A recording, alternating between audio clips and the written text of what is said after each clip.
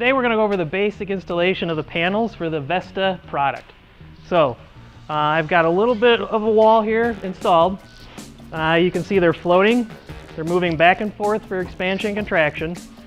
Now I started it with a starter strip. The next thing we're doing was we're starting to fill the field of panels. So all that's done is we've got our male lock here and our female.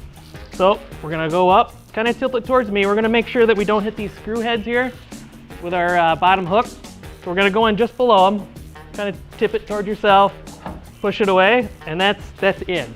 So now once it's in, you want to make sure that you see the reveal here. You want to make sure that there's not like a big angle, or you want to make sure it's level. So once it's in, you're going to move it over, do its overlap. You're going to bump it, and then you're going to move it away about 1/8 of an inch for expansion contraction. Now there's a couple details we'll go into when looking and fastening the panels. And now a close-up look of it installing. So we're going to have our hooks here on the bottom again.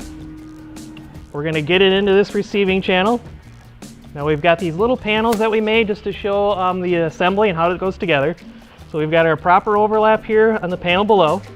We've got nice movement underneath the nailing flange and the nail. We're going to install down, and we've got our overlap here, which is close to about 7/8 of an inch. So we're going to go over top of the panel underneath. Again, we're going to bump it so it hits tight.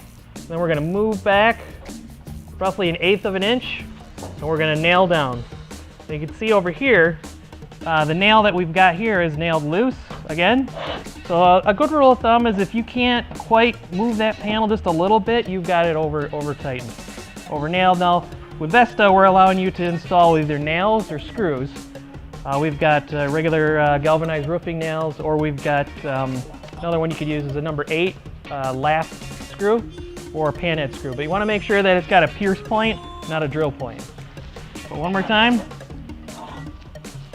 See the overlap here on the back side? So we're going to go in, over, back, and you're done.